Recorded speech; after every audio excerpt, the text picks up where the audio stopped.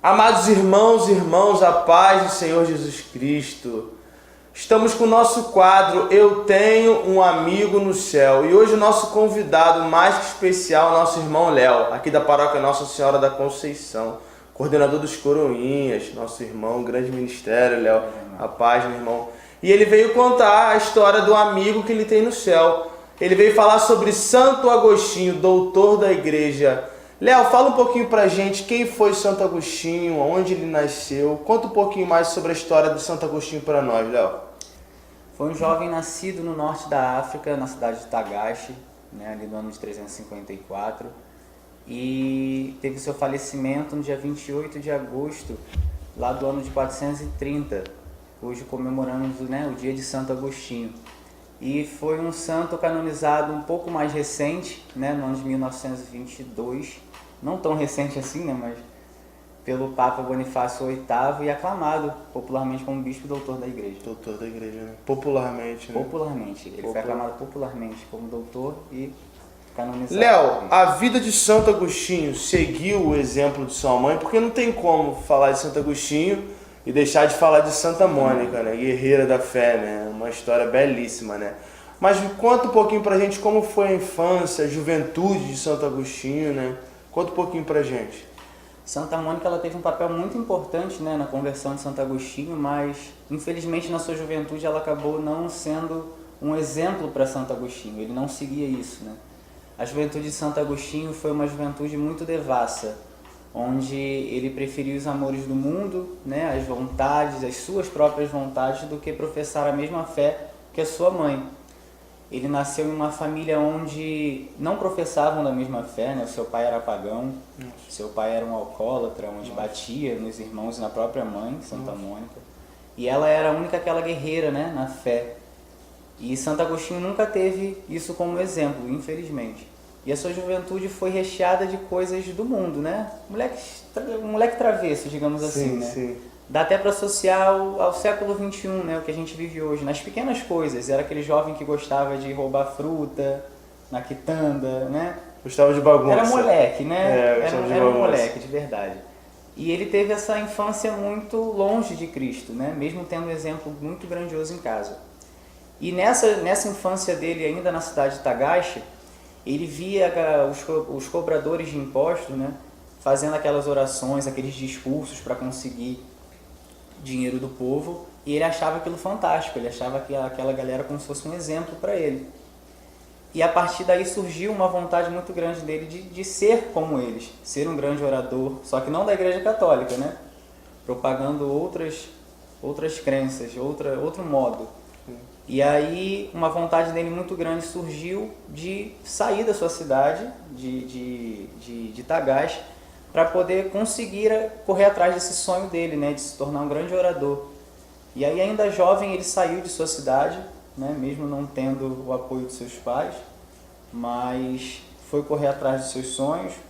E o que mais me impressiona nessa história é que a mãe dele não deixou de rezar por ele, Continuou naquela intercessão firme. 30 anos, 30 anos. 30 anos. Não desistiu. Alguns dizem que são 32, 33, mas por volta de mais de 30 anos. A palavra de Deus diz que quem crê será salvo tu e tua casa, e ela levou a sério com fé, Fortíssimo. Ela levou a sério com fé. E aí, chegando nessa nova cidade de Cartago, que ele foi em busca, de ser um grande orador, tudo mais, ele conseguiu desenvolver esse dom que ele tinha, de falar, de convencer as pessoas, porque Santo Agostinho era um grande influenciador. Sim, tinha um poder de persuasão muito grande. E aí, sendo que usava para algo ruim, Isso.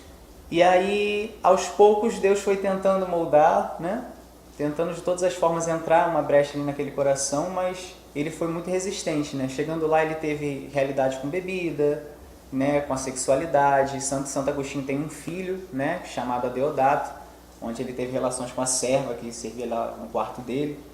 Então, assim, foi uma vida bastante conturbada, E aí, de tanto que ele era um orador que buscava convencer tantas pessoas, ele foi tentar se meter com a pessoa errada, que foi com a Santa Igreja Católica. E aí foi onde aconteceu um dos marcos mais importantes, que é onde mais ou menos se inicia a sua conversão. Ele se apaixonou, pela Santa Igreja. Foi nesse momento, ele foi atacar a pessoa errada, né? Já viu, não mexe com quem tá aqui. Não mexe com quem tá, ele foi mexer com a Santa Igreja. Aí já era. Aí já era. Léo, o nome do nosso quadro é Eu Tenho um Amigo no Céu, né? E conta um pouquinho, né, dessa amizade que você tem com Santo Agostinho. Qual é a ligação de Santo Agostinho com a sua vida, com o seu ministério, com a sua pastoral da igreja? Conta um pouquinho pra gente, né? A ligação de Santo Agostinho na sua vida, na vida do Léo. A ligação dele se dá muito a partir desse momento, né, da conversão dele, porque Santo Agostinho ele vem ser para mim um grande exemplo de conversão diária, né? Às vezes a gente cai no erro muito grande de achar que entrou na igreja, conheceu Jesus, estou convertido, mas não é bem assim, né? Nossa conversão é uma luta diária, dia após dia. E com ele foi dessa forma, né? Ele lutava todos os dias contra isso após um encontro que ele teve com Santo Ambrósio, hoje Santo Ambrósio, na época bispo. E a partir desse momento ele começou a se indagar muito, né? Por que a igreja prega isso? Será que isso é a verdade? Será que não é? Ele começou a se questionar, Ele foi em busca dessa verdade, em né? busca da resposta. E a partir do momento que ele foi em busca da verdade, a verdade meio que se revelou a ele, né? E aos poucos a venda começou a cair dos seus olhos. Isso.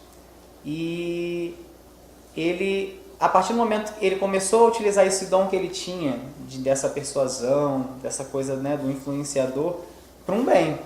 A partir de agora ele encontrou a Cristo e começou a propagar essa boa nova, só que de Cristo, né? Sim. E aí ele chegou até a colocar a nossa fé em risco em um dos seus debates.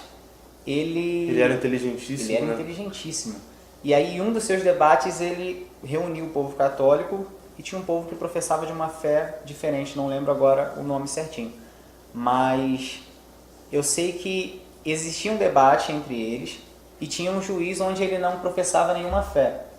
E no final desse debate, esse juiz teria que decidir qual estava certo. Nossa.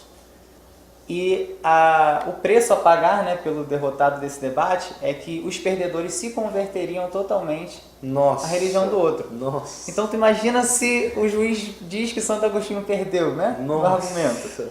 Então assim, foi ousado, surreal. Ele colocou a nossa fé muito em risco. Nossa. Né? Mas ele sabia o que estava fazendo. Ele tinha certeza. Ele tinha uma convicção muito grande no seu coração. Né? Isso. Então isso que foi um marco importante. E nesse debate ele estava até disposto em não falar, foi acordado sobre isso.